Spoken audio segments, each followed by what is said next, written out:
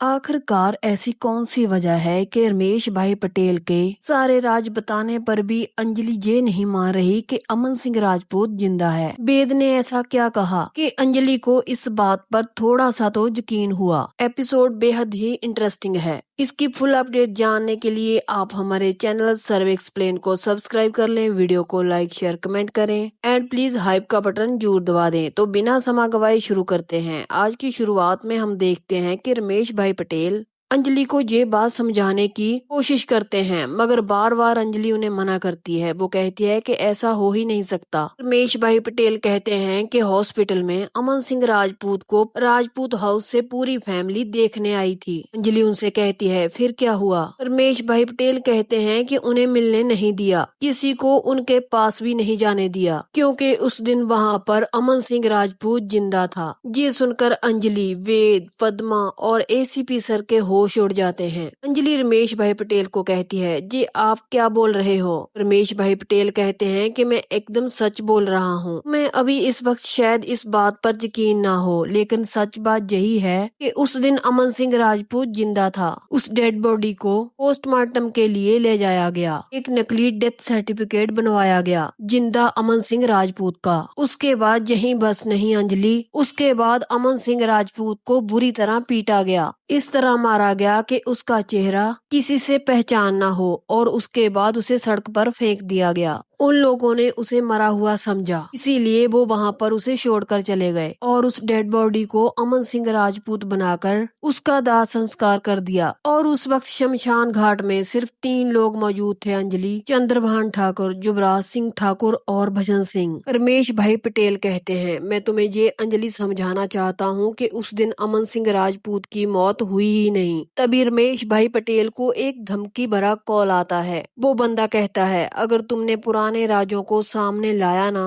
तेरी भी मौत हो जाएगी। दिल्ली से गुजरात की वापसी नामुमकिन हो जाएगी। रमेश भाई पटेल कहते हैं जय द्वारकाधीश, जिसकी रक्षा खुद का ना करे उसे कोई भी डरा नहीं सकता। रमेश भाई कहते हैं आपकी तारीफ आप कौन बोल रहे हैं। वो गुंडा कहता है मेरी तारीफ जितनी की जाए उतनी ही कम है। हम तुम्हें ये कह रहे हैं कि इस केस की छानबीन करना बंद कर दो, नहीं तो घड़े मुर्दे उखाड़ते उखाड़ते खुद मुर्दा बन जाओगे। रमेश भाई पटेल, ये तुम्हारा गुजरात नहीं दिल्ली है।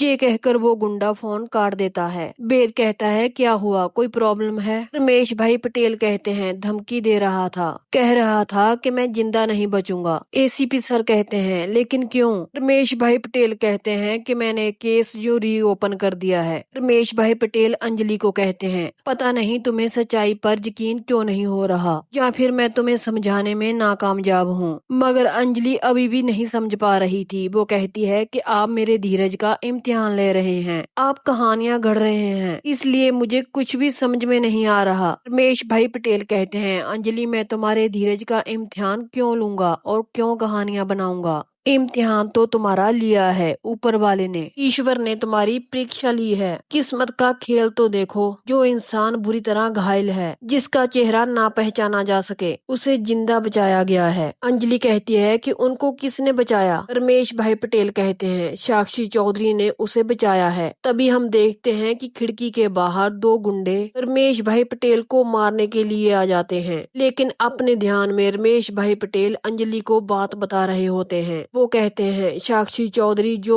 अमेरिका से इंडिया आती है अपनी माँ के साथ, एक स्कूल में पढ़ती हुई बच्ची जिसके माँ बाप बहुत अमीर हैं और एक एनजीओ चलाते हैं। वो अमन सिंह राजपूत को देखती है और हॉस्पिटल में ले जाती है। कई महीनों तक उसका इलाज चलता है। फिर वो पागलों की तरह ढूंढती है, अगर कोई इसका अपना हो तो उसे सौंप दे, इसके घर वालों को बता दिया जाए कि ये जहाँ है। लेकिन साक्षी चौधरी ये ढूंढने में नाकामयाब रहती है और अमन सिंह राजपूत की हालत और नाजुक होती जा रही थी। तो वो लड़की सोचती है नहीं इसका बचना बहुत जरूरी है। वो उसे अमेरिका ले जाती है और वहाँ जाकर उसका इलाज करवाती है। अंजलि कहती है क्या? रमेश भाई पटेल कहते हैं यही सच है अंजलि। वहाँ पर अमन सिंह राजपूत का इलाज भी हो जाता है, लेकिन अमन सिंह राजपूत अपने चेहरे का हाल देखकर हार मान जाता है। वो जीना नहीं चाहता, लेकिन फिर एक रोशनी की किरण फूटती है प्लास्टिक सर्जरी के रूप में। अमन सिंह राजपूत अपने चेहरे की सर्जरी करवा देता है। तभी वेद की उन गुंडों पर नजर जाती है। वेद कुछ समझ पाता, उन गुंडों को पकड़ पाता, लेकिन उससे पहले ही वो गुंडे गोली चला देते हैं। वेद रमेश भाई पटेल को नीचे बैठा देता है और एसीपी सर अपने पुलिस वालों को कहते हैं कि पकड़ो उनको। लेकिन भगवान की कृपा इतनी रही कि रमेश भाई पटेल को गोली नहीं लगती, वो बच जाते हैं। वेद उन गुंडों को पकड़ने जाता है, मगर तब तक वो गुंडे भाग जाते हैं। वेद कहता है आप ठीक हैं? रमेश भाई पटेल कहते हैं हाँ मैं तो ठीक हूँ, लेकिन इन गुंडों के इतने हौसले बुलंद हो गए कि एसीपी सर आपके दफ्तर में आकर उन्होंने गोली चला दी। एसीपी सर कहते हैं कोई तो है जो आपको फॉलो कर रहा है। एसीपी सर पुलिस वाले को आवाज लगाते हैं और कहते हैं कि सीसीटीवी कैमरा फुटेज अच्छी तरह चेक करो, पता करो कि ये गोली किसने चलाई है। और रमेश भाई पटेल से कहते हैं कि आप मुझे वो नंबर दीजिए जिससे आपको धमकी भरा कॉल आया था। पद्मा कहती है सर आप बता रहे थे और बताइए ना क्या हुआ था। वो अंजलि से कहते हैं मैं तुम्हें बार बार यही कह रहा हूँ कि अमन सिंह राजपूत अभी भी जिंदा है और वो अमेरिका में साक्षी चौधरी के पास है। लेकिन अंजलि अभी भी कहती है कि मैं ये कैसे विश्वास करूँ? नहीं नहीं मुझे विश्वास नहीं हो रहा। और अंजलि फूट फूट कर रोने लग जाती है। पद्मा अंजलि को संभालने की कोशिश करती है। रमेश भाई पटेल फिर से कहते हैं मैं तो ये कहना चाहता हूँ कि तुम्हारे माथे का सिंदूर और गले में पड़ा हुआ मंगलसूत्र जीवित है। तुम एक पुण्य आत्मा हो, एक सावित्री हो। तुम अपने पति के प्राण बचा लाई हो सिर्फ अपनी आस्था से। ये सब उसी की ही तो कृपा है, ये भगवान की ही लीला है। एसीपी सर कहते हैं वो तो मैं समझ गया, लेकिन फोन पर आपको धमकी किसने दी? कौन है वो जो आपको मारने की कोशिश कर रहा है? वेद कहता है वही जो ये चाहता है कि ये सच सामने ना आए। एसीपी सर सोचने पर मजबूर हो जाते हैं। वो कहते हैं कि आखिर कौन है वो? अंजलि भागते हुए रोते हुए अपने घर आ जाती है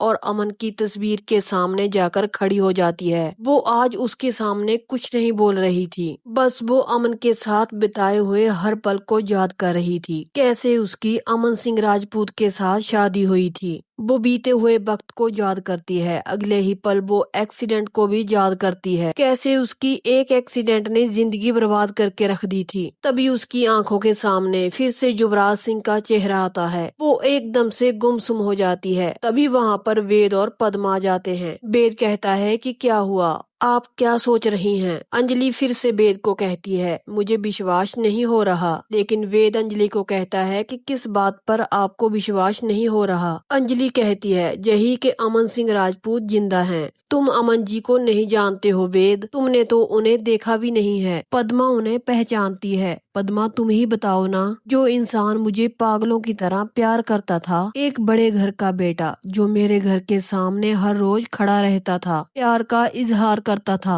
आखिरकार मुझे हाँ कहना ही पड़ा था। ऐसे आदमी से प्यार किए बिना कोई नहीं रह सकता। 22 सालों से वो जिंदा है, लेकिन उन्होंने मुझसे एक बार भी मिलने की कोशिश क्यों नहीं की? नहीं, ऐसा हो ही नहीं सकता। मैं ये विश्वास बिल्कुल भी नहीं करती। वेद कहता है तो क्या रमेश भाई पटेल झूठ बोल रहे हैं? पद्मा कहती है वो जो बोल रहे हैं, जो सबूत दिखा रहे हैं, क्या वो सब झूठे हैं? अंजलि कहती है क्या पता, मुझे कुछ भी समझ में नहीं आ रहा। ये यूएसए जाने वाली बात, साक्षी चौधरी, ये सब बीच में कहां से आ गए और इतने दिनों तक मुझसे कांटेक्ट क्यों नहीं किया गया? इसीलिए मेरा दिल मानने को तैयार नहीं है। वेद कहता है अगर आपको ये समझ में नहीं आ रहा तो इतना तो समझ में आ रहा होगा कि उनकी डेथ नेचुरल नहीं थी और उनकी मौत एक्सीडेंट से नहीं हुई थी। अगर हम छानबीन करते हैं तो किसी न किसी नतीजे पर तो पहुंचेंगे ही। अगर मान लीजिए अमन जी आपके सामने आ जाते हैं, वो कहते हैं कि अंजलि तुमने कैसे मान लिया कि मेरी मौत हो गई थी? अगर वो आपसे पूछते हैं कि अंजलि तुमने मुझे ढूंढा क्यों नहीं? अगर वो आपसे पूछते हैं कि तुमने मेरी तफ्तीश क्यों नहीं की? अगर वो आकर आपके सामने ये सवाल करेंगे कि अंजलि तुम मेरा केस कोर्ट में लेकर क्यों नहीं गई?